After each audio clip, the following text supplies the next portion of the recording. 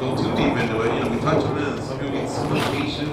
But it seems like so many listeners and readers and fans of the radio show have started signing up even for JEC. So, you know, it's part of that ever-evolving process of where to take the show. You know, what to apply more of our resources to.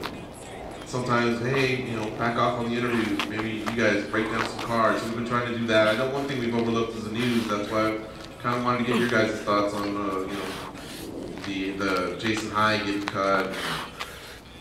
You weren't here, John, but we touched a little bit on Rich versus Chuck and just some of the stuff that's out there. So, George at MMAJunkie.com. Let me know. You know, what are you enjoying? What are you not enjoying?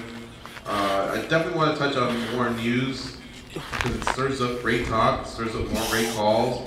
Sometimes the callers get on a roll, but I don't also want it to become, you know, the caller hour either.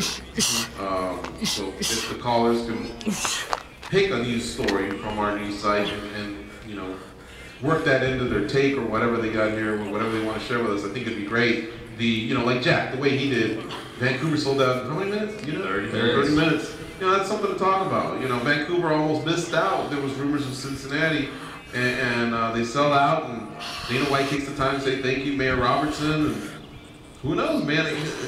Boy, they're not kidding when they say Canada's no joke when it has to do with MMA. It's amazing because, like Jack said, you know, Vancouver and Seattle are you know, it's right there. You know, Portland didn't do so good right up there, and now Vancouver just blows it out of the water. Does anybody know what the record is for, you know, how fast tickets sell? I could have sworn there was a Royal Rumble one time or something like that for WWE that felt like in 5 minutes or something. I think Australia did well. Australia did good. That was first day. That was a couple of hours. I know the original Montreal card was like an hour, I think. 30 minutes. That's quick. Very impressive. It takes you at least, what, 5 to go through that stupid code you gotta type in and all that, right? Remember back in the day when we were kids and you had to like go wait in line at the Sleep outside. He did that master place. That's nuts. All right, so anyway, this mixes in with Jimmy Cannoli. Says, can we get some love on the new JUF 3 underway in fantasy fighting? I want to be careful not to confuse people, Jimmy, but JUF is like their version of Tough. In that there's some fantasy fighters I think they're all stuck in one thread, John, right? They can't leave the thread. That's right. And they're basically fighting for, I guess, a contract. You know, there's parallels that you draw to the real life stuff going on with Tough. And so, yeah, I definitely do want to give some love. I just, again, don't want to confuse people. Right now, I'm focused on JFC and what's going on there.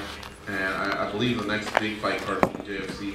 Do you know if it'll be WEC's card, or is it the UFC 1? I haven't checked, but I mentioned the WC. Okay, so it's Zupa events for JFC and UJC. All right, I haven't said too much about